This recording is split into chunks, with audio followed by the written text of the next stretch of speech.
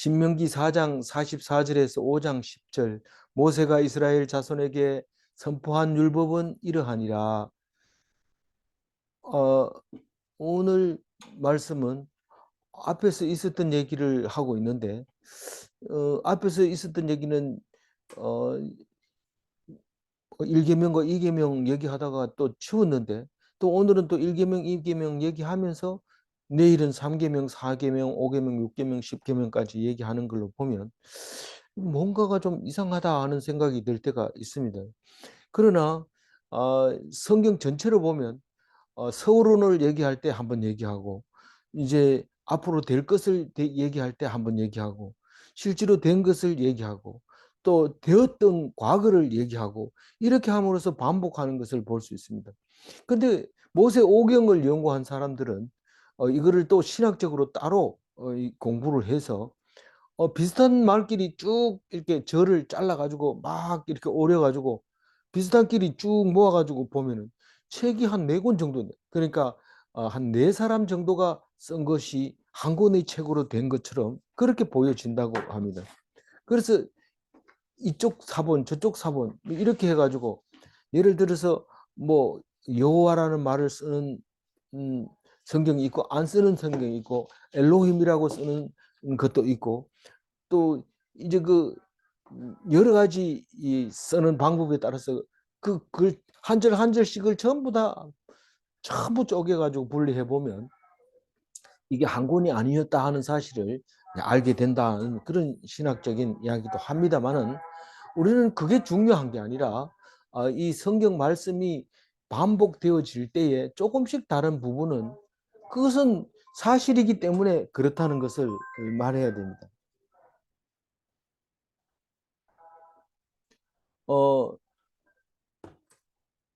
그러니까 오늘 이 성경을 보면서 이 성경이 사실일 때는 그와 같이 된다.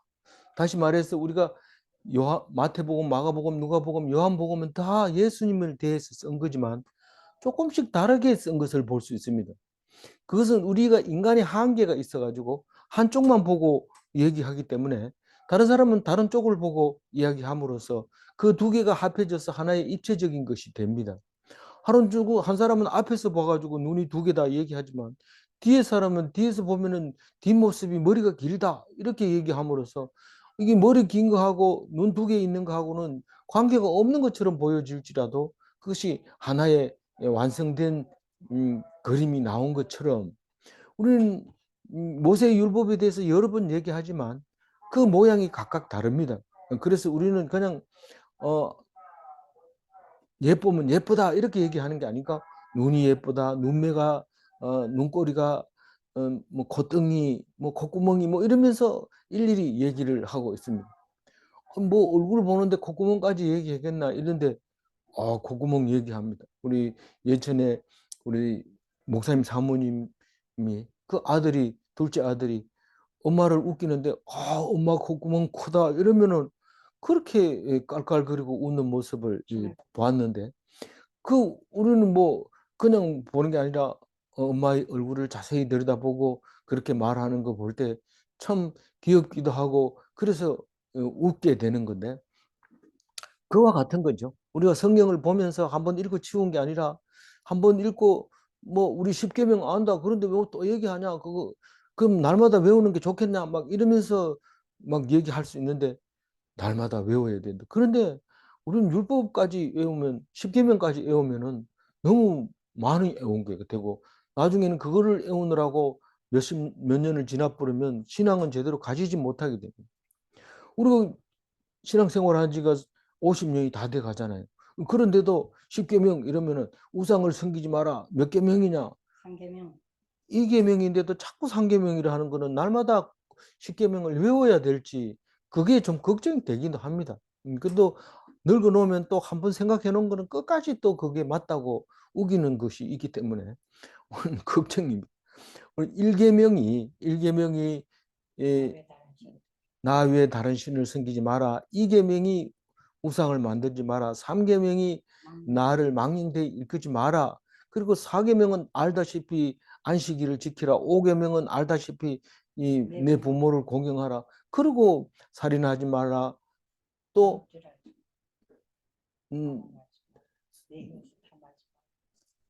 살인하지 말라. 간음하지 마라. 또 뭡니까? 큰 소리로 읽어보세요. 살인하지 말라, 간음하지 말라, 도적질하지 도둑질하지 말라. 내 이웃에 대하여 거짓 증거하지 마라. 내 이웃의 집을 탐내지 마라. 그래서 그거를 외워야 될까요? 근데 이게 외워버리면 좋을 것 같은데 이렇게 잘 안 외워지는 거죠. 그리고 이렇게 여러 번 얘기해도 안 외우고 모르고 딴소리하고 이러면 안 되잖아요. 그래서 어차피 너희들이 안 외울 거니까 내가 여러 번 얘기한다. 그런 의미를 가지고 있는데 곳곳마다 구석구석마다 다른 얘기가 들어 있어요.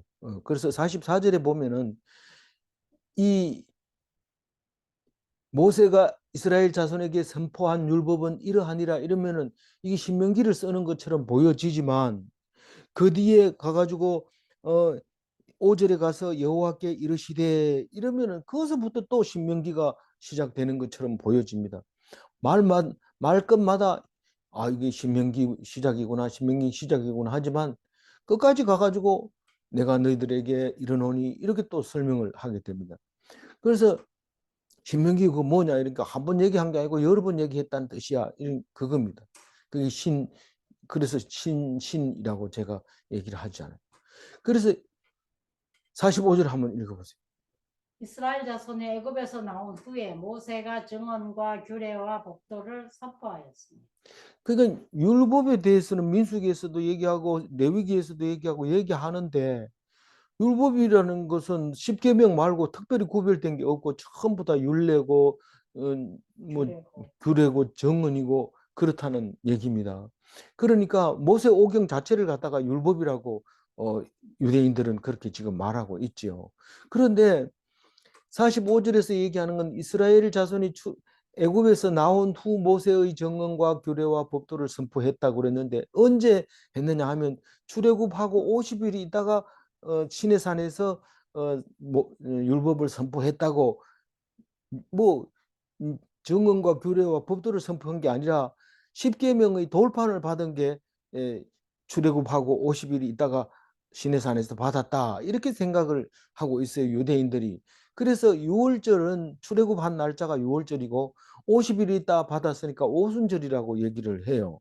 그런데 그게 이제 우리의 맥추절이 됩니다. 근데 이제 지나오면서 이름을 외우기 좋게 7주를 지난 그 다음 주부터 오순절이 되니까 77절이라는 말을 쓰기도 하고 그렇게 발달돼 가지고 온 것이죠. 그래서 우리는 율법 받은 날이 언제나 이러면 모릅니다. 신명기를 그렇게 보고도 모르나 민수기를 그래 봐도 모른다고 그래요. 왜 모르나 이러면 모르는데 어떻게 하냐 이러는데 성경을 안 읽었다는 증거인데 큰 소리 치고 막 이렇게 대드는데 그게 이제 그래 시내산에서 뭘 했다고 모세가 증언하고 모세가 세운 규례가 있고 모세가 세운 법도가 있다. 그것이 우리는 계명이라고 생각한다. 아니 10계명 돌 두 판 만든 그날 말하는 거냐? 그날 말하는 거다. 이랬는데 말은 또 다르게 하고 있는 것을 볼 수 있습니다. 솔직하게 그냥 돌판 2개 만드는 날이었다. 이렇게 얘기하면 안 되고 이렇게 말할 수 있었던 거죠. 46절 읽어봅니다. 요단 동쪽 벳부얼 맞은편 골짜기에서 그리하였더라. 여기 이 땅은 네. 헤스본에 사는 아모리 족속의 왕 시온에게 속하였으니 모세와 이스라엘 자손이 애굽에서 나온 후에 그를 쳐서 멸하고 그 정확하게 얘기하면은 지금 시내산에서 얘기한 게 아니고 음, 음, 너보산에서 지금 얘기했다고 얘기를 하고 있어요. 그러면 시내산에서 얘기한 거 뭐고 너보산에서 얘기한 게 뭐냐? 시내산에서 얘기한 거는 1차 율법이고 너보산에서 얘기한 거는 2차 율법이다. 그렇게 말할 수도 있어요. 근데 모세와 애굽에서 45절에서 애굽에서 난 후에 이래 가지고 금방 나온 뒤에 얘기한 것처럼 보이는데 46절에 와가지고는 모세와 이스라엘 자손이 애굽에서 나온 후에 그를 쳐서 멸하고 이렇게 하니까 40년 지난 11월 1일 날 그 출애굽기 1장 3절에 나오잖아요. 출애굽한 지 출애굽 40년 1월 1일에 11월 1일에 느보산에서 이 말을 선포하는 거구나. 그럼 앞에서 얘기한 거는 십계명을 얘기하고 뒤에서 얘기하는 거는 신명기를 얘기하고 그런 거가 되는 거잖아요. 그래서 요단 동편 벳볼 맞은편이라는 것은 맞은편 골짜기에서 이렇게 얘기하는데 이거는 그대로 번역했으니까 그런지 똑바로 얘기하려면 골짜기가 벳볼 골짜기 맞은편이에요. 골짜기 맞은편. 벳볼에서 골짜기로 내려갔다가 다시 산으로 올라가면 그 산이 이름이 뭐예요? 너보산, 비스가산이에요. 비스가산, 너보산.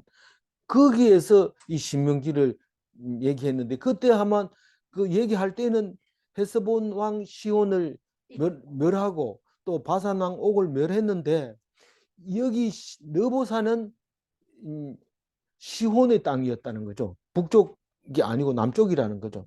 거기서 이제 말하고 있다는 거죠. 사진 그 지도에 보면 그게 모압 평원이라고 적혀 있는데 그때는 이 모압이 거기에 안 살았다고 봐야 되죠. 그리고 시온이 전체를 다스리고 있었는데 정복을 하고 난 뒤거든요. 나중에 원래는 모압이 살았는 이름도 모압 평원이라고 하고 모압이 원래 살았는데 시온이 그거를 차지하고 있는 걸 쫓아내고 거기에 사는 거니까 정확하게 얘기하면 모압 평원은 이 밑에 아르 밑에 있었던 것은 모압이 살고 있었던 것은 음, 이 신명기에서는 그렇게 표현을 하고 있는 거죠. 47절 읽어봅니다. 그 땅을 기업으로 얻었고 또 바산 왕 옥의 땅을 얻었으니 그 두 사람은 아모리 족속의 왕으로서 요단 이쪽 해 돋는 쪽에 살았습니다. 46절은 지금 그 느부산을 설명하려고 얘기하고 있는 거고 47절은 동쪽 땅을 다 차지했다고 북쪽에 있는 옥까지도 차지했다는 얘기를 하려고 하는 겁니다. 더 정확하게 얘기하려면 느부산은 무엇을 설명해 줘야 했냐면 벳 여시못과 아벨 시딤을 설명을 해야 되는데 다른 성경에는 이 이름이 항상 나옵니다. 아벨 시딤과 벳 여시못이 나오는데 오늘 여기서는 다만 벳볼 맞은편이라고 표현을 했고 그 지도를 보면 벳 여시못이 있고 아벨 시딤이 있고 그 다음에 너보산이 있고 비스가라고 표시해 놓고 벳볼 맞은편이라고 해놓고 점이 다 다다다닥 찍혀 있어요. 거기 헤스본이라는 데가 어디라고 그랬어요? 맨 처음에 거기 헤스본 왕을 쳐부순 곳이 거기잖아요. 헤스본 왕 시혼을 싸우는 것은 야하스에서 싸웠지만 거기에 왕을 거기로 인도해내 가지고 거기서 죽이게 되는 거죠. 그리고 그 밑에 보면 메드바라고 있는데 메드바는 우리가 가면 가서 볼 수 있는 곳이 메드바고 라빠도 볼 수 있는 곳이 그 라빠는 어디라고 그랬어요? 암만이라고 하는 현재 그곳이고 그 메드바에 가면 이제 모자이크를 제가 말씀을 드렸고 그 메드바에서 걸어서 비스가산으로 가면 모세의 십자가가 이제 그 놋뱀이 그려져 있는 십자가를 이렇게 땅에다가 박아놓고 이게 비스가산이다, 이게 너보산이다 하고 안내판을 붙여놓은 데가 있습니다. 거기서 모세가 장사 지내고 그 발람이 이스라엘을 저주하려고 하는데 입에서 그냥 축복이 나왔던 그곳이 그곳이다라는 것을 이제 알게 되는데 가보면 가서 신명기를 한번 읽고 와야 되는데 아이고 피곤하다 이러면서 덥다 이러면서 부재질하면서 한쪽 구석에 그냥 앉아 있다가 여기 이제 언제 점심시간이나 이 얘기만 하고 오는데 우리는 이게 이 두고두고 읽어야 될 성경인데 그 자리에서 그냥 그걸 기념사진만 찍고 그냥 쭈쭈바 하나씩 사 먹고 오고 이러면 좀 그렇잖아요. 사 먹고 와도 이거 읽어지잖아요. 예, 그러니까 그 눈으로 한번 본 것이 굉장히 중요한데 모세는 건너다 보고 이 요단강 건너서 약속의 땅을 보기만 하고 거기서 죽게 된 것을 보면서 야, 가자 해도 피곤했겠다. 우리가 다리가 이렇게 아픈데 그 모세 120살 먹고 갈 수 있겠나 이런 생각을 하게 됐던 것을 기억하게 되죠. 48절 읽어. 그 얻은 땅은 아르논 골짜기 가장자리의 아로엘에서부터 시온산 곧 헤르몬산까지요. 이게 요단 동편에 있는 땅을 이제 다시 또 설명을 합니다. 그 동쪽 땅은 남쪽으로는 아르와 아로엘 나옵니다. 아르와 아로엘은 우리가 거기에는 모압 사람들이 살고 있어요. 지금 또 그리고 아르 중에서도 암몬 사람들이 살고 있는 지역도 있고 모압 사람이 살고 있는 지역도 있어요. 그 둘은 뭐 형제 나라니까 음, 사이 좋게는 살지 못하겠지만 그래도 같이 살고 있어요.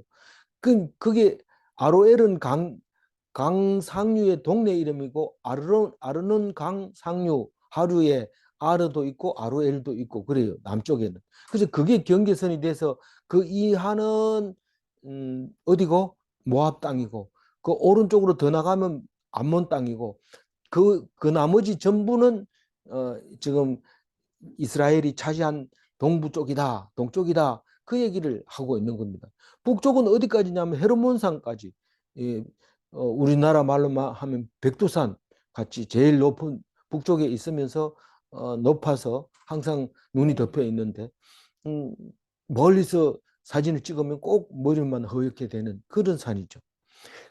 그런데 여기서는 그 시온산이라고 표현을 했어요. 이 시온산은 예수님이 예수님이 변화산이라고도 합니다.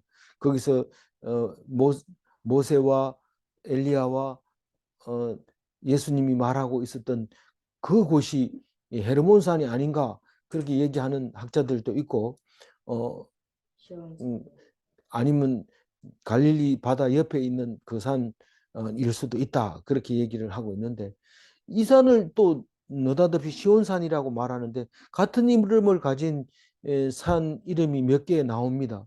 그 중에서 가장 이름이 유명한 다윗성이 있죠. 다윗성은 시온산이라고 해서 시오니즘을 만들어내죠. 다윗이 그 지금 현재 예루살렘 남쪽에 있는 고성이라고 하는 옛 성 이름이 시온산인데 그게 그 다윗이 여부스 족속을 쳐부수고 그 땅을 빼앗아서 시온산이라고 빼앗아서 하나님의 궤를 갖다 놓으면서 시온산이라는 이름을 붙이게 되고 어, 예루살렘으로 돌아가는 백투 예루살렘 옛날 말은 시오니즘이 된 거죠.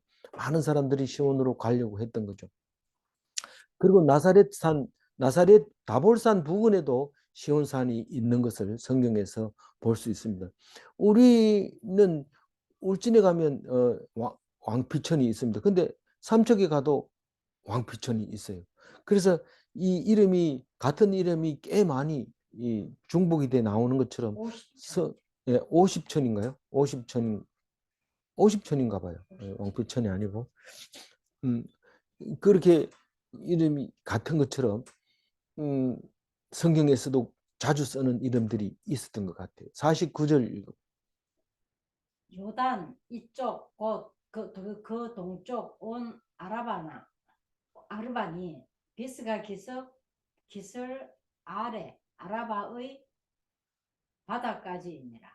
예, 그게 49절 얘기가 정신을 차리고 읽어야지 읽어져요. 무슨 말이냐면 요단 이쪽이라고 하면 요단 동편을 말하는 거예요. 아직 서쪽을 안 건너가 봤으니까 이쪽이라고 말하죠. 요단 이쪽 곧 동쪽이라고 분명하게 얘기하면서 온 아라바니 이 말은 갈릴리 바다에서 사해까지 오면서 저지대입니다. 그 마이너스 200m 레벨 이상 되는 저지대.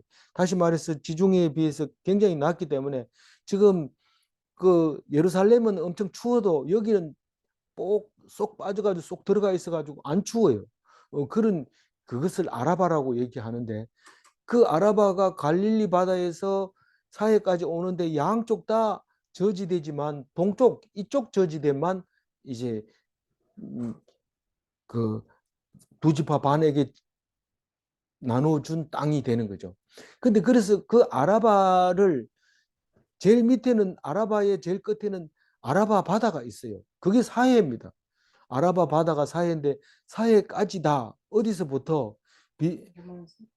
아니 어디서부터라는 말은 안 써놨어요. 49절에. 어디부터가 어디냐 하면 갈릴리부터 이쪽에 사해까지 저지대를 전부 동쪽 두 지파 반이 차지했다 이 말입니다. 그런데 거기에 뭐라고 했냐면 비스가 기슬 아래 아라바의 바다 이렇게 해놨어요. 그러니까 이 비스가에 올라가 보면 다시 말해서 너보산에 올라가 보면 발 밑에 이 사해 바다가 보인단 말이에요. 그래서 그 메드바에서는 그 그림을 그릴 수가 있었던 거죠. 눈에 보이니까. 거기 그 비스가 기슬 아래 아라바 바다, 다시 말해서 사해까지 동쪽 두 지파 반이 차지했다. 그 얘기를 하고 있습니다. 그래 이게 이 4장 49절 가지고는 무슨 말인지 몰라요. 근데 앞에 거 다 했기 때문에 이게 읽어보면 바로 무슨 말인지 나오게 되는 거죠.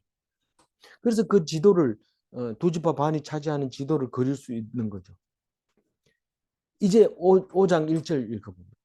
모세가 온 이스라엘을 불러 그들에게 이르되 이스라엘아 오늘 내가 너희의 귀에 말하는 규례와 법도를 듣고 그것을 배우며 지켜 행하라. 그러니까 지켜 행하라 이 얘기를 지금 처음 하는 거 아니잖아요. 근데 또 얘기를 하는 거예요. 모세가 온 이스라엘을 불러 그들에게 이르되 이스라엘아 오늘 내가 너희의 귀에 말하는 규례와 법도를 듣고 그것을 배우며 지켜 행하라. 규례와 법도를 지켜 행하는데 어제 지켰잖아요. 소용없다. 어제 거는 상관없다. 지켰든지 안 지켰든지 지킨 사람 안 지킨 사람 상관하지 말고 와라. 그리고 어떻게 하라? 들으라. 그리고 배우고 지키고 행해라. 그렇게 얘기하는데 들으려면 누군가 말을 해야 돼요. 지금은 모세가 있으니까 걱정할 거 없어요. 지금 현재는 모세가 지금 말할 거고 배운다는 것은 훈련한다 이런 뜻이에요. 훈련한다. 학교 가서 배운다 이 말은 훈련소다 이런 뜻이에요. 학교가. 그리고 지키라는 것은 간직하라는 킵하라는 내 킵했다 보관했다 그런 말입니다. 행하라는 것은 누워있지 말고 일어나서 움직이라는 거죠. 그래서 우리는 규례와 법도와 앞에서는 우리는 영원한 오늘입니다. 언제나 오늘입니다. 그래서 축도할 때 지금은 이러고 이제부터는 이런 말을 하게 되는 거죠. 2절 읽어봅니다. 우리 하나님 여호와께서 호렙산에서 우리와 언약을 세우셨나니 이 호렙산에서 언약을 세웠으니까 이거는 두 번째 언약이다. 신명기는 두 번째 언약이다. 이래 표현한 데도 있어요. 그 신학적으로는 어차피 분리를 해야 됩니다. 첫 번째 했는 때는 이런 말이 없는데 두 번째는 이런 말을 했으니까 이거는 두 번째 언약이라고 말해야 되지. 뭐 반복했다가 똑같은 건 아니다. 뭐 이렇게 하려면은 이건 두 번째 언약이다라고 얘기를 해야 된다는 겁니다. 그래서 호렙산 다시 말해서 시내산 언약을 상기시키는 것이 신명기인데도 이것을 두 번째 언약이라고 말할 때가 있는데 그렇게 말하게 되면 우리는 날마다 새로운 언약을 받고 있는 겁니다. 그러니까 새로운 말씀, 새 언약 이걸 가지고 항상 오늘을 살아가라. 그 전에 니들이 뭐 할례 받았냐 이렇게 말할 때도 새롭게 그 법에 적용을 안 하고 하나님 말씀에 다시 적용한 것처럼 그렇게 말하면 우리는 항상 새 법에 따라가야지 하나 가지고 고집 부리고 이러면 그건 율법주의가 돼버리는 거죠. 새로운 게 있으면 빨리 그 새 법을 깨달아서 과거의 법도 물론 지켜야 되지만 그보다 더 나은 것을 또 새롭게 섬겨야 되고 그 과거에 매달려 있어서는 안 된다는 의미를 보여주고 있는 것 같아요. 3절 읽어봅니다. 이 언약은 여호와께서 우리 조상들과 세우신 것이 아니요 오늘 여기 살아있는 우리 곧 우리와 세우신 것이라. 이게 3절 이야기를 오해를 하면 오해할 수밖에 없고 돼 있어요. 이건 진짜 어려운 말이에요. 이 언약은 여호와께서 우리 조상들과 세운 것이 아니요 오늘 여기 살아있는 우리 곧 우리와 세우신 것이라. 이거는 앞에서 얘기하는 오늘이라는 말을 강조하기 위해서 쓰는 말임에는 틀림없지만 그렇다고 해서 우리 조상들과 세운 언약이 아니냐 이 말은 조상들하고 세운 언약은 조상들한테 얘기하세요. 우리 보고 얘기하지 마세요. 이런 말이 아니고 그걸 만약에 그런 식으로 얘기한다면 오늘은 두 번째 이 그 약속이 확실합니다. 이 과거에 조상들에게서 세운 언약은 제1 언약이고 우리에게 지금 현재 얘기하는 건 제2 언약이다. 이렇게 말할 수도 있어요. 말할 수 있는데 이 언약은 우리에게 정신 차리라고 조상들과 세운 언약이 아니라 오늘 살아있는 나에게 세운 언약이다. 내가 죽어도 이거 언약하고 관계되지 않는다. 살아있을 동안에만 한다는 거죠. 그래서 그 하나님 예수님이 마가복음 12장 27절에 한번 읽어보고 제가 말할게요. 하나님은 죽은 자의 하나님이 아니요 산 자의 하나님이시라 너희가 크게 오해하였도다 하시니라. 이 말은 언제 했냐면은 아내가 여럿이 있었는데 부활했을 때는 누구 아내가 됩니까? 이렇게 물었을 때 너희들이 크게 오해를 했다. 부활할 때는 우리가 장가가고 시집가는 그런 게 아니라 완전 영체의 형체의 부활로 온다. 그렇게 얘기하면서 니들이 도대체 들어보지 못했느냐? 아브라함의 하나님, 이삭의 하나님, 야곱의 하나님이라는 말을 못 들어봤느냐? 그것은 산자의 하나님이라는 말을 하고 있는 거다. 예수님은 구약 성경을 강론하지도 않았고 설법하지도 않았는데 어떻게 이렇게 건드리기만 하면 성경 말씀이 나왔는지 알 수가 없어요. 참 하나님이 아들이니까 그렇게 될 수밖에 없는 거죠. 그러니까 우리 조상들과 세운 것이 아니요 이 말은 조상들이야 지키든지 말든지 너희들은 이 말에 따라야 된다 이런 뜻을 말하고 있는 겁니다. 뭐 이게 너희 조상들과 세운 언약이 아니고 우리들을 위해서 그러면 조상들을 무시하고 그럼 성경 안 읽어도 됩니까? 그게 아니에요. 그건 읽어야 돼요. 우리 조상들에게 세운 언약이 어떤 건지 알아야 돼요. 근데 그게 조상들한테 그냥 그거는 그때 일이고 이래 버리면 안 되고 오늘 우리가 살아있는 우리에게 적용되는 것. 그리고 우리가 죽은 뒤에 먼 미래에 어떻게 될까 그거 걱정할 필요 없어요. 오늘 우리에게 주신 하나님, 우리가 현재 나와 함께 하고 계신 하나님, 그걸 말하고 있는 거예요. 죽은 뒤에는요. 죽은 뒤에는 네가 죽지도 않는다. 왜 안 죽느냐 하면 아브라함도 안 죽었고 이삭도 안 죽고 야곱도 안 죽었다. 안 죽었으니까 우리 하나님이라는 거지. 그러니까 그때 뭐 야곱하고 뭐 약속해줬는 게 있었던가 봐. 뭐 이렇게 얘기해서는 안 되고 그 말씀 그대로가 나에게 한 말이라 그 말입니다. 4절 읽어봅니다. 여호와께서 산이 불 가운데서 너희와 대면하여 말씀하시며 이것도 계속하는 말이죠. 어제도 나왔던 말인데 산 위 불 가운데가 어디입니까? 시내산 꼭대기 거기 모세산이라고 부르기도 하는데 호렙산이죠.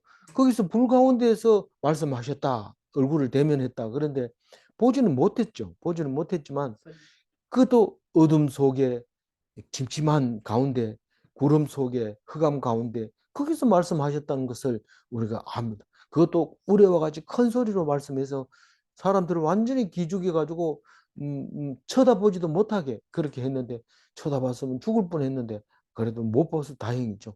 그 구름 가운데 있기 때문에 볼 수도 없어요. 그래서 그런데 여기서는 대면했다. 그런데 왜 대면했다는 말을 합니까? 못 봤다는데 아니 대면했는데도 죽지 않았다는 거지 이러면서 얘기를 합니다. 우리는 대면해도 죽지 않은 민족을 봤느냐? 어제 얘기했잖아요. 그런 백성이 이스라엘 백성이다. 그게 하나님 백성이다. 안 죽은 거 봐라. 엄청 무서운 사람인데도 그 사람이 아버지일 때는 자식이 안 죽습니다. 뭐 너무 이뻐서 그렇죠. 어, 음, 포수한테 우리 아들 죽이지 마라 이런데 네 아들 어떻게 생겼나 제일 예쁜 거는 다 우리 아들입니다 이러니까 나중에 가보니까 자기 아들만 다 죽었다 이런데 그만큼 우리가 볼 때는 말도 안 되지만 하나님이 사랑하셔서 죽지 않는데 하나님을 봤는데도 안 죽는 거예요. 그래서 말씀으로 계시는 하나님을 봤다고 들었다고 그렇게 얘기합니다. 5절 읽어봅니다. 그때 너희가 불을 두려워하여 산에 오르지 못하므로 내가 여호와와 너희 중간에 서서 여호와의 말씀을 너희에게 전하였노라. 여호와께서 이르시되. 아니 우리가 하나님을 직접 만나면은 뭐 얼마나 좋겠어요. 뭐 얼마나 좋은지 모르지만 하여튼 근데 겁이 나서 못 간다 이러니까 모세가 중간에 서서 말씀을 전해주고 듣고 이렇게 했잖아요. 그게 중보자잖아요. 그게 예수님이 우리가 하나님을 잘 알지 못하고 자꾸 율법에 빠져서 잘한다고 자기 스스로만 잘한다고 하나님은 알지 못하고 그래서 내가 중간에 서서 내가 너희들이 잘못한 것을 내가 용서해주고 하나님한테 용서를 빌고 너희들이 살 수 있도록 해줄게. 그래서 예수님이 오셨잖아요.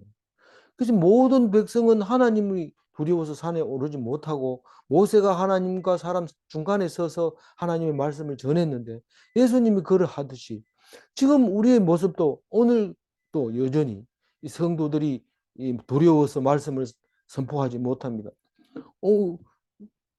근데 예수님은 그걸 선포하잖아요. 어떻게 해요? 우리가 볼 땐 도저히 못합니다. 내 증거는 참되다. 누가 내가 옳지 않다고 생각하는 사람 누가 있어요? 누구든지 나 말고는 다 옳지 않다고 말하고 있고 누구든지 나보다가 나은 사람이 없다고 얘기를 합니다. 뭐 말하는 거 들어보면 알죠. 자기가 제일 똑똑하고 자기가 옳고 자기가 안 틀렸는 거죠. 안 그런 사람이 없어요. 그런데도 내 증거는 참되다 이렇게 말을 못 합니다. 왜 그럴까요? 그 하나님의 그 뭐 두려워서 말을 못 하는 거죠. 그 하나님의 아들이다.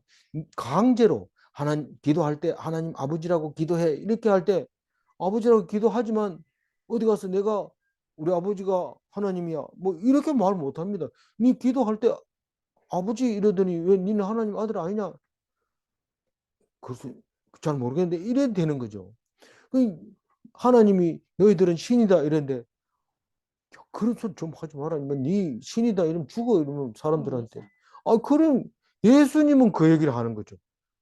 그러면서 결국은 죽게 됩니다. 사람들에 의해서 죽음을 당하게 됩니다. 근데 그거를 믿음으로써 이 백성이 하나님과 소통하게 된다는 사실이 놀라운 얘기죠. 그래서 우리 평소에도 성도들은 말씀이 두려워서 스스로 묵상을 못합니다. 그래서 사역자가 있어야 돼요. 그 누군가가 있어야 말씀을 듣죠. 들어야 듣고 어떻게 하라고요? 배우고 또 지켜 행해야 되는 거죠. 우리가 다 안다 이래가지고 오늘 묵상 안 들었다 하면은 사실 이건 뭐 성경에 그런 말이 있나 니 만들어낸 거 아이가 이렇게 얘기할 거예요. 근데 내가 억지로 말을 만들어 가지고 예를 들어서 예화를 들어서 설명을 안 해도 성경이 다 얘기를 해 줍니다. 근데 막 말씀 들으라니까 한 절 읽어 놓고 딴 얘기 다 하고 이러면 안 되죠. 6절 읽어봅니다. 나는 너를 애굽 땅 종 되었던 집에서 인도하여 낸 내 하나님 여호와라. 이 나는 너를 하나님은 이스라엘을 애굽 땅 애굽에서 뭐 했어요? 종했잖아요. 종했던 집에서 인도해서 내서 종이 아니고 자유자 왕으로 제사장으로 살게 가르쳐 줬잖아요. 그게 누가 가르쳐 줬어요? 하나님이 가르쳐 줬다고요. 7절 읽어봅니다. 나 외에는 다른 신들을 내게 두지 말지. 이게 일계명이라는 8절 읽어봅니다. 너는 자기를 위하여 새긴 우상을 만들지 말고 위로 하늘에 있는 것이나 아래로 땅에 있는 것이나 땅 및 물 속에 있는 것에 어떤 형상도 만들지 말며. 이게 이계명이에요. 3계명, 4계명, 5계명, 6계명, 7계명, 8계명, 9계명, 10계명은 내일 나와요. 왜 8개나 한꺼번에 뒤에 얘기하고 오늘은 2개만 얘기합니까? 그 얘기는 뭐 할 필요 없죠. 그건 뭐 그를 중간에 그래 잘랐으니까 그렇죠. 8절 그러니까 8절 읽었잖아요. 예, 8절 읽었는데 어제 나왔던 거하고 똑같아요. 어떤 형상도 만들지 마라. 날짐승도 안 되고 덜짐승도 안 되고 길짐승도 안 되고 물짐승도 안 되고 그렇죠. 남자도 안 되고 여자도 안 되고. 그 어제 공부한 사람하고 안 한 사람하고는 차이가 난다니까요. 예. 구절 읽어봅니다. 그것들에게 절하지 말며 그것들을 섬기지 말라. 나 내 하나님 여호와는 질투하는 하나님인즉 나를 미워하는 자의 죄를 갚되 아버지로부터 아들에게로 3, 4대까지 이르게 하거니와. 네. 우상에게 만들어 놓고 거기다 절하면 안 되는 거예요. 그걸 뭐 신주 딴지 모시듯이 이렇게 섬기면 안 된다는 거예요. 신주는 또 뭡니까? 신주가 그게 섬기는 신이 신주잖아요. 단지는 뭡니까? 옛날에 신이 단지 속에 들어가 있는 그 뚜껑 닫아놓고 그러면 신이 안 나와요. 그 나중에 제사 지낼 때 뚜껑 열어가지고 제사 지내고 뚜껑 닫아놓고 이런 거예요. 그게 신인데 만들어내가지고 그거를 그런 거 같다 이러고 그거 따라가고 이렇게 하는 거죠. 그런데도 절하지 말라는 거. 하나님 여호와는 질투하는 하나님. 하나님 직접 얘기하는 거예요. 너의 하나님 여호와는 질투하는 하나님인즉 나를 미워하는 자는 죄값을 받되. 죄가 뭐라고요? 하나님을 미워하면 그 죄예요. 왜 하나님을 미워할까요? 모르니까요. 모르니까.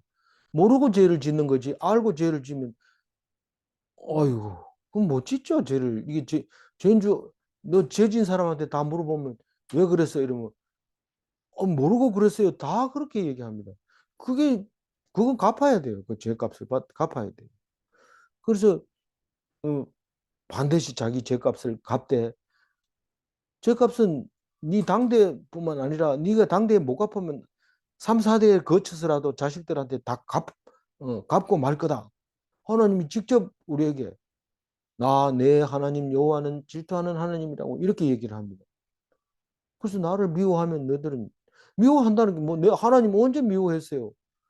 그럼 예수님이 얘기합니다. 네가 다른 신을 섬기면 나를 미워하기 때문에 다른 신을 섬기지 내를 좋아하면 어떻게 다른 사람을 좋아할 수 있겠느냐? 아니에요. 나는 하나님도 좋아하고 저것도 좋아해요.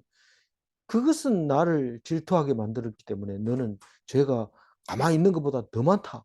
이렇게 돼버리면 아주 곤란해집니다. 이게 신명기를 읽어봤어야 그거를 알죠.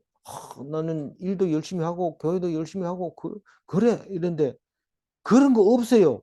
일을 안 해야 하나님 말씀 잘 듣지. 일 열심히 하는데 어떻게 하나님 말? 지금 오늘 들어오지 않는 사람들은 다 일하고 있어요. 2시에 일 안 하는 사람은 일도 안 하고 묵상도 안 들어오면 그거는 어떻게 되는지 뻔하잖아요. 우리는 얘기할 필요가 없어요. 그래서 일 안 하는 사람에게 축복하는 시간이 2시입니다. 2시. 그래서 꼭 들어와서 일 안 해도 일한 사람보다 훨씬 많은 축복을 받는 그런 멋진 은혜를 누리시기를 바랍니다. 그런데 거꾸로 나를 사랑하면 어떻게 돼요? 10절. 나를 사랑하고 내 계명을 지키는 자에게는 1000대까지 은혜를 베풀. 아니 죄는 뭐 3, 4대밖에 안 되지만 이 사랑하고 계명을 지키면 1000대까지 갚을. 아니 우리가 내기 할 때 내가 지면 5,000원, 네가 이기면 5,000원. 이렇게 똑같이 해야 되지. 내가 지면은 어떻게 이게 3, 4대하고 1000대하고 비교됩니까? 하나님은 비교됩니다. 그러니까 어떤 게 더 이익이에요? 사랑하는 게 이익이에요. 계명을 지키. 계명을 지키고 사랑하는 것이 이익입니다. 손해보는 짓을 하지 말고 하나님 말씀 꼭 붙잡고 하나님을 쳐다보고 100번 해도 이기는 그런 게임을 그런 내기를 하는 그리스도인이 되시기 바랍니다. 오늘 5절 다시 한번 읽어보고 정리하겠습니다. 그때에 너희가 불을 두려워하여 산에 오르지 못하였으므로 내가 여호와를 너희 중간에 서서 여호와의 말씀을 너희에게 전하였노라. 여호와께서 이르시되. 예, 그러면서 이제 십계명을 얘기하는 거죠. 중보자는 백성을 위하여 위험을 감수해야 되는가? 모세는 그 위험한 시내산 꼭대기에 올라가서 보이지 않는 하나님에게 보여달라고 때를 쓰니까 잠시 뒷모습만 살짝 보여주고 있는데 보면 죽기 때문에 내가 안 보여준다. 네가 너를 위해서 안 보여준다. 그 얘기를 하게 됩니다. 근데 나중에 봅니다. 하나님 가서. 언제 보는지 다 알죠. 그때 가면 볼 수 있어요. 근데 중보자는 백성과 같아서는 안 됩니까? 중보자가 뭐 나만 왜 그래요? 이런 말 하면 안 돼요. 중보자는 구별돼야 돼요. 질문합니다. 중보자는 목숨을 걸어야 하는가? 내가 중보자 해줄게 이래놓고는 딴짓을 하면 안 됩니다. 이게 중매쟁이는요.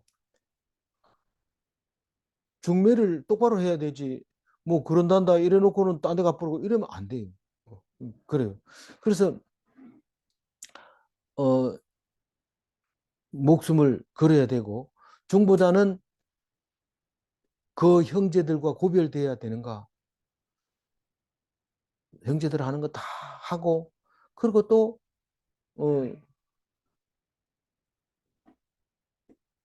별도로 구별되어져야 됩니다.